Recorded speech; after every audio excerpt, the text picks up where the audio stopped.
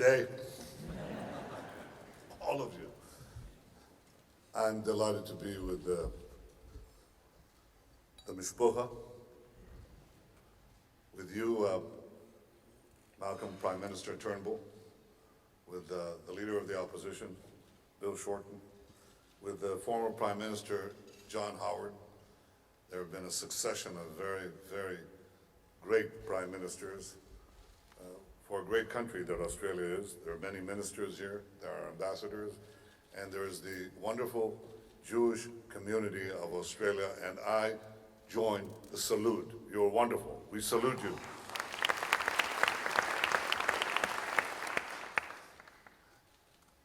This visit marks 100 years of friendship and of decisive Australian contributions to the history of Zionism.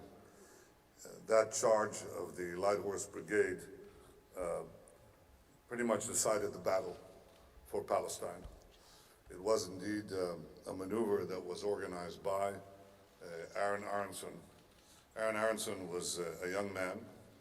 He was probably the most ingenious leader that we had after Herzl, and that's a very tough competition given the other great leaders that our people produced in the last century.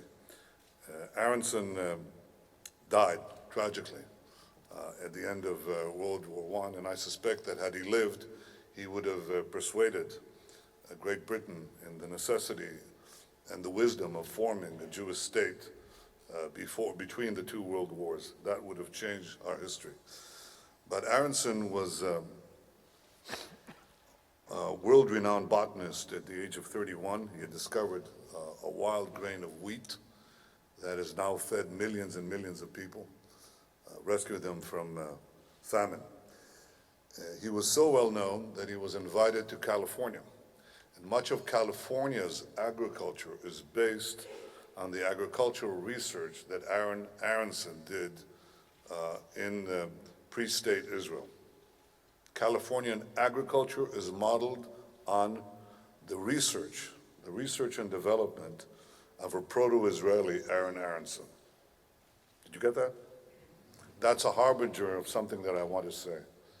We have an extraordinary friendship. It's based on values. When I color the map, I color Australia in the same color as the United States.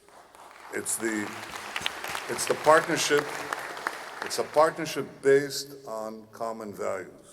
It is true that the map of Israel's relations in the world is expanding rapidly. We have, I'm going next month to China. We're celebrating 25 years of resumed relations. China is negotiating with us, at their suggestion, after many years that we asked them to do so, a free trade agreement. Mr. Modi is coming to Israel from India later this year. Prime Minister Abiy visited Israel, and I visited Japan, and we just signed a protection of investment agreement, something that was necessary for Japanese investors.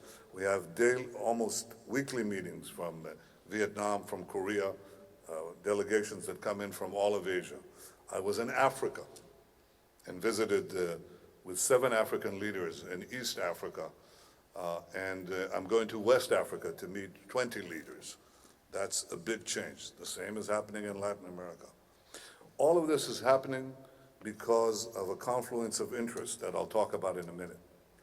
But our relationship, our alliance, our friendship is first based on common values before interest. And we value our friends. We value Australia. We love Australia.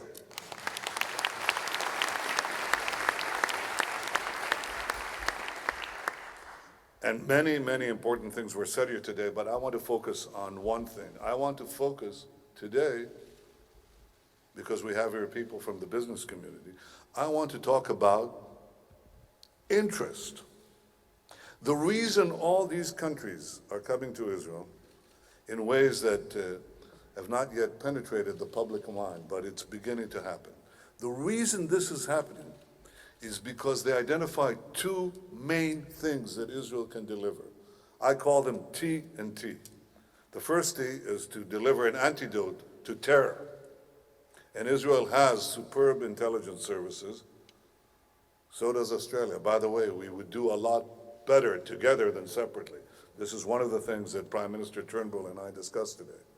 But Israel's capacity to deliver online real-time intelligence to stop these barbarians who are prowling our countries, are prowling our sea lanes, are prowling our cities, to stop them, to prevent them from their heinous deeds, is something that countries value. Every country needs it today. So Israel is sought after because of security and intelligence capabilities. But there's a second T, and that T is technology.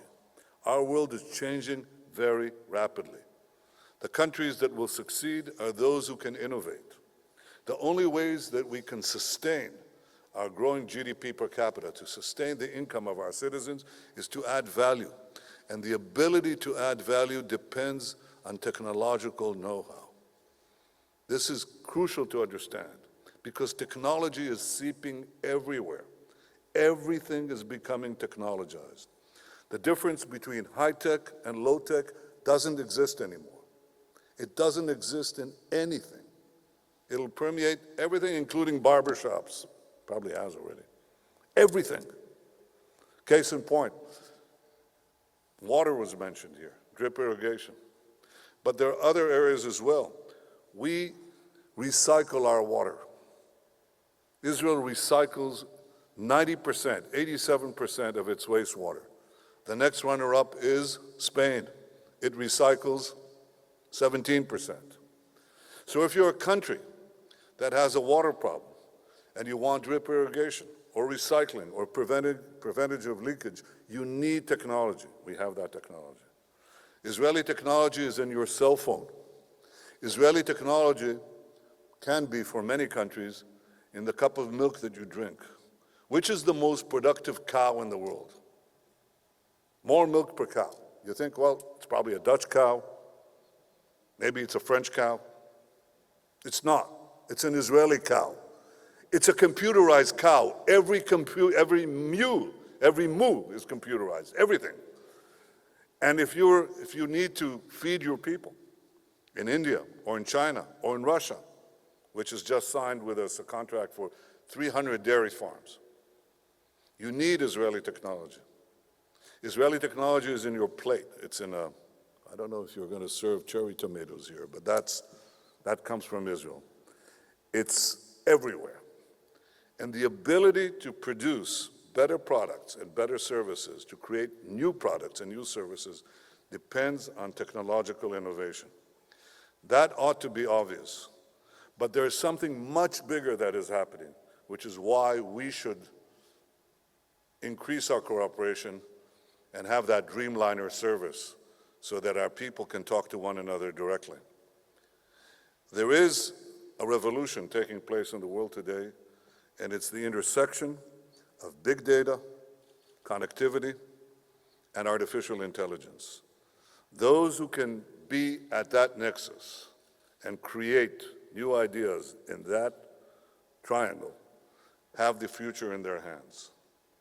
We see that in our cyber industry. We have about 500 startup companies in cyber, and Beersheba, where the Australian light horse, which the Australian light horse liberated 100 years ago, has become the cyber capital of Israel, because we have those capacities that we nurture in the military, but we encourage them to flower into startup companies, and that is happening as we speak. We have a car industry today. It doesn't produce engines, it doesn't produce car bodies, it produces the brains for the driverless cars and the car networks of the future. We have more startup companies in automotive industry than we have in cyber, which is saying a lot. We're digitizing Israel's health system. We can obviate the need for many doctors. If there are any doctors here, some of you are in trouble, because we're going to make irrelevant a lot of the the routine services, medical services, and we're also going to be able to not only have preventive medicine for large populations, but also personalized medicine. That is this confluence of big data, connectivity, and artificial intelligence. It's happening in industry after industry. It's happening in Israel, which is why our economy grew last quarter at 6.5%. And when you get up there to $40,000 per capita GDP, the ability to sustain that growth depends on what I just said. It depends on innovation. Israel is the innovation nation. And every country has to be the innovation nation. But not every country will be. It depends on what we invest. I propose that we invest in a partnership. I propose that we have a direct line, and I must say a direct airline. You have the Dreamliner, bring it to Israel. And I suggest that Prime Minister Turnbull, we dedicate the line on your visit for the 100-year anniversary in Beersheba. This year in Jerusalem, this year in Beersheba, and you are all invited. Thank you. Thank you, Australia. Thank you for the bottom of my heart. Thank you. Thank you.